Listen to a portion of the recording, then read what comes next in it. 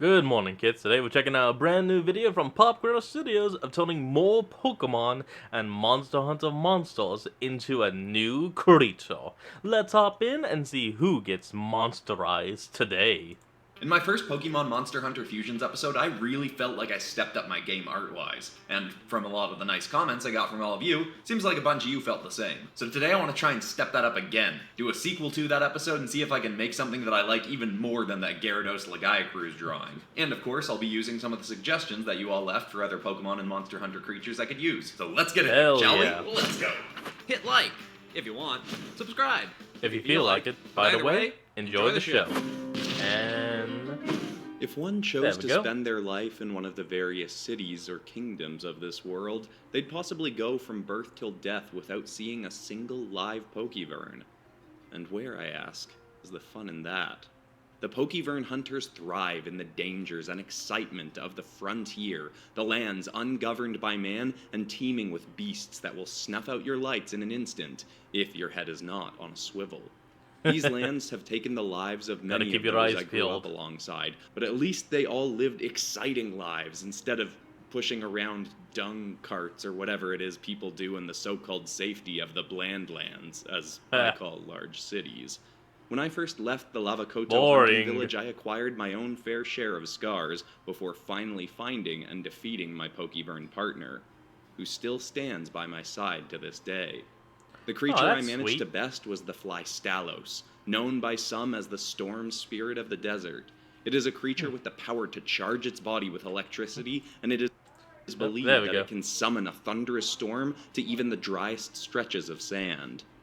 But while it can bring the rains, it is also known for its ability to create sandstorms by flapping its powerful wings over the desert grounds. Yeah, that makes sense. These Pokevern have incredibly sturdy exoskeletal plates across their bodies that keep them protected and aid them in conducting electricity. They even have a translucent crimson dome over each eye that protects them from external harm. Rendering this creature unconscious was not a simple task by any means. I was electrocuted so many times I had a twitch for months after the battle, but it was still a worthwhile venture all the same. I defeated the creature by luring it to the ground with a Pokevern flute, then used a hammer nearly the size of my own body to strike it in the head and neck over and over and over to a point where I was practically getting bored from the repetition, but I endured all the same. How are you getting bored from bashing it with a hammer? Of course, I had to be very wary not to slay the creature. While elements of its hide would have sold for a great deal, the gold acquired would be nothing compared to the glory of riding into my first Pokevern tournament astride the Flystalos, as it is considered to be a creature that a novice hunter, which I certainly was at the time, should never be capable of besting. Hey, you were a beginner. I, of course, proved them wrong. Now you're not. With enough blows of my hammer, the beast eventually passed out, and when it awoke, as a show of good faith, I had a meal slain and waiting for it to feast upon. It accepted the sustenance, and our partnership began. And while the Flystalos has challenged me on a few occasions since, this has only served to strengthen us both, and our time fighting other Pokevern and their tamers has been a legendary adventure.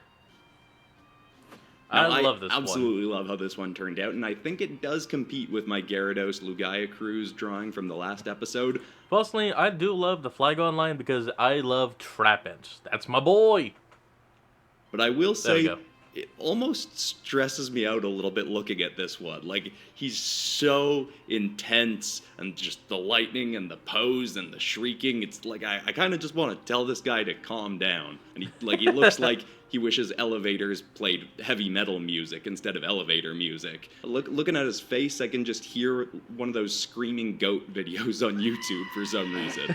But anyway, even with the over-the-top, calm down, buddy, sort of nature of this one, I really love it. I ended up using a texture image for the wings to add this hexagon sort of texture to it that I kind of reshaped around to put it in perspective with some of the wings. I also put it on the tail and part of the thing on its head, and I used that to help inform some of the lighting, and I think that helped give it a sort of bug-like wing look, which I think is really cool. Definitely, and then my favorite little detail about this one that's subtle, and you might not even notice it if you weren't seeing this drawing get drawn, is the fact that the wings are a little bit see-through, so you can see the lightning that goes in behind one of the wings, just like I faded it out, but it's still there, and you can see that the streak continues in behind, and I think that's such a nice little simple detail that just, I think, looks really cool, especially when you take the time to notice that. Also, both Flygon and Astalos were two creatures that I heavily considered using in the first episode, but I never had the idea to fuse them together until a subscriber in the comment section of that video, Jacob Coleman, suggested that I mix them together, and I was just like, oh my gosh, I love that, it's perfect. So thank you for that suggestion, Jacob. So yeah, love this drawing, hope you all do as well. Let's take a look at the finished result. And love it. Now, I'm not sure if the lightning is from the Pokemon side or the Monster Hunter side. But either way, it's amazing and beautiful. Next up. One of the first Pokevern I came across after acquiring my new ally was one that we very well could have flown right on by. But neither I nor my Flystalos were interested in passing up the opportunity for a difficult battle. The Devil Rampart is a beast with a hide and skull so thick it's said to be impossible for a mortal man to render it unconscious. Of course, I would have taken that as a challenge on my own, but seeing as how I now had a Pokevern partner, I deemed it best to fight in tandem with my new ally. We descended from the skies and I leapt from my ally's back, swinging my hammer right for the brute's head. And very quickly got first-hand evidence of how hard their skulls truly are, as it quite literally broke my hammer in two. Damn. Luckily, as I switched to my lance that I carried as well, my Flystalos was eager to strike out itself. It charged up a surge of lightning and bit down into the top of the beast's neck, unleashing an eruption of electricity. But it had little effect. My Flystalos clearly had never come across one of these creatures before, and was unaware that the Devil Rampart is a very grounded creature, unable to be dealt significant harm by lightning. The brute Hold on, be right back. Nope, just rock type. Promptly swung its head back and smashed its skull into my Flystalos, sending it hobbling off back into the air above. The Devil Rampart then smashed its skull into the side of a nearby stone face, busting loose a few dozen boulders. It swung its meaty tail and struck one mid-air, sending the rock hurtling towards my Pokevern. Luckily, Flystalos' speed made it easily able to dodge the blow, and by that time I was readied with my lance, so I charged in again and thrust it into the throat of the beast. Before it could sink its cascade of jagged teeth into my flesh, I drew back my lance, and Flystalos struck again, this time biting and clawing into the beast's back, without its lightning. We then altered blows with myself attacking from the ground and my ally from the skies. Now that's Eventually, how you team up. The beast attempted to flee, charging with unexpected speeds for a creature of such girth and scale. But we were vigilant in our hunt. I leapt back onto my Flystalos and followed after, striking more and more until the beast was finally exhausted and we were able to finish it off. The gold we acquired for its hide lasted us for the following 2 years, but more important still, word quickly... Wait. You killed this thing and you got 2 solid yields worth of gold? Dude, that thing is a gold mine if you can kill it. ...spread through the likes of the nearby Celadorma city that we were a pair not to be ignored. That's awesome. Now, I think this fusion might be the most seamless one of all the ones I've done. Like, the two just seem to fit together so nicely, and a bunch of people did suggest that I do Deviljho and Tyranitar, and I do think, technically speaking, that would have actually been a better fit and would actually look super cool, but I've already done a fantasy beast version of Tyranitar, turning it into a dragon in my first Pokemon Dragons episode, and I know that wouldn't have looked the same as Tyranitar mixed with Deviljho, but since I'd already done a really rendered, really cool Tyranitar monster, I was like, let's go with a Pokemon that I haven't done a monstrous version of. I have used Rampardos before, but I turned it into a member of the Suicide Squad back in my Dinosaurs the Variety episode, I think it was. That's kind of an old one. Random addition to that video. But anyway, I forget why I did that. I will say one thing, or I guess 2 things that I think kind of weaken this one a little bit is the pose and the environment. It does technically make sense for a Rampardos creature to be in a very mountainous, rocky kind of terrain, but I think for this one, it might have made the creature stand out a little bit more if I'd done more plant life around it or something instead. The rocks just feel a little bit too similar to the texturing on the actual creature. And then pose-wise, just the pose of one of its feet is a little bit too angled, and the other leg I feel like could be pushed a little bit farther back instead of off to the side to make this feel a little bit more like a solid in-motion running kind of pose. But those are nitpick kind of things. I really love the rendering on this one. The head is super cool. For the saliva, I did something a little bit different. Well, with the way you have this foot, you could have it be like it was struck from the side, and it's about to fall on this leg, but it's trying to keep its head up to like try to balance itself out so it doesn't fall. And used a more additive layer instead of a regular layer to make the saliva have a little bit more of a translucent kind of look. And I think just all of that paired together makes this such a cool drawing. Although I still think I like the Flygon one a little bit more for this episode. But still, let's take a look. Yeah, I mean, I love it as well, but I gotta go with my boy Flygon. I love Trapinch to death. Ugh, I would kill to have a plushie of him. As per usual, all the art from this episode is available as posters on the Popcraft Studios Teespring store. The inks and high-resolution art also went up a day early on Patreon, and people who support me for $5 a month on Patreon also currently get access to weekly bonus podcast episodes. Patreon and posters linked in the description, but for now, back into more art. Ooh! Oh, we'll be right back. We're back with my second favorite Pokemon of all time, Skeledodge. Let's go. Now, as I was merely 16 at the time, despite having such a powerful Pokevern partner, I was only permitted to participate in the most junior of Pokevern tournaments in the region I resided in. Which is why, for my first foray into these competitions, I did not remain in my home region.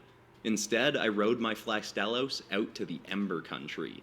This is a region made up of little more than mountains and volcanoes, and is known to be treacherous. Those that reside there are said to be the toughest of the tough, as only the most hardened hunters could remain alive in this harsh climate with the kinds of beastly Pokevern that reside there. Because of this, they also have no limitations on their Pokevern tournaments. Anyone of any age can enter, so long as they accept responsibility for any injuries they may incur. It's like, yes, we're going to sign up. Sign this waiver in case you die. Hey, yeah, that's pretty much what it's like out there, isn't it? They even survive the battles, that is. I'd even heard tell that one of the tamers who regularly partook in the tournaments had as his ally a Charathalos, though I would not see evidence of that in my first days in these lands. Upon arriving to the territory, I was soon faced with a tamer that was intrigued by my Pokevern partner. She challenged us to a battle, though I could not even see her own ally. Still, I'm never one to refuse a challenge. I agreed and soon felt the earth beneath me rumbling. My Flystalos instinctively rose from the ground with me clung to its leg as a crimson leviathan sprung from the stones beneath. I quickly recognized it from the tales of this region and was astounded that a tamer so young had an ally such as this. It was nearly as impressive as having a Flystalos partner at our age. Hell yes. Nearly. Her beast was called the Skelecator. It was one of few Leviathan-class Pokevern to not reside in water, but instead within the earth, thriving in the bowels of volcanoes, even able to swim through molten rock. The thing that surprised me most about this creature, however, was that the tales of its voice were true. The creature's roar could shift into a melodic tune that would summon a flaming bird to appear above its head. This seemingly sentient flame then flew towards myself and Flystalos and worked wonders in distracting my Pokevern, as the Skelecator drilled into and up through a mountain, then leapt out the side and snatched my beast's tail, dragging us back down to the earth. I fell to the ground as my Flystalos flung full force into the fight. I soon saw the tamer had drawn her dual blades, so I pulled forth my lance once more. It was my first true Pokevern tamer battle, and I'd never felt more alive. Even though for these Pokemon Monster Hunter episodes, I'm definitely focusing much more on... Okay, I love Flygon. But this one is more epic. Skeletor's has to take number one. The art than the lore. I did like writing this episode more than the last one. The last one I did kind of just, rush it out because the point of that episode was the art. But this one, I saw a few people comment how I took a lot more from Pokemon than Monster Hunter lore. So I went back, researched a little bit more Monster Hunter stuff, and tried to work that in to flesh out this world a little bit more. And I did like having the narrator of this episode actually be a bit of a character. I guess technically it could be the same narrator as the last episode, but the last one I wasn't really giving the narrator any kind of personality, and this one I did. But anyway, in terms of the art for this one, I do like this one, but for a drawing that took not significantly longer than the others, I think this one took like 6 hours, which is, still a lot longer than I usually spend on a drawing. I don't think the result really reflects how long I spent on it. I don't think it stands out as being quite special as some of the other ones in this series so far. Don't get me wrong, I still like it. It's still up there in terms of my drawings, but it's just, it's not grabbing me as much. I think there's a few things that I could have done different. For one thing, with a pose like this, where so much of its stomach is taking up the image, I probably should have done something a little bit more interesting with the stomach design-wise. In fact, I'm even thinking I might kind of dull down the brightness of its stomach a little bit so that we're more drawn to looking at its head in contrast with the sky behind it. I do really like the pose of this one. I spent a while trying to get that just right. I think I spent an hour just getting the pose alone. And I think that... Yeah, dulling the stomach may actually be good, because with the way it's jumping, it would have a shadow over the stomach as well. So, yeah, you dull it, it would look like it's in the shadows. So, yeah, it would draw to the head.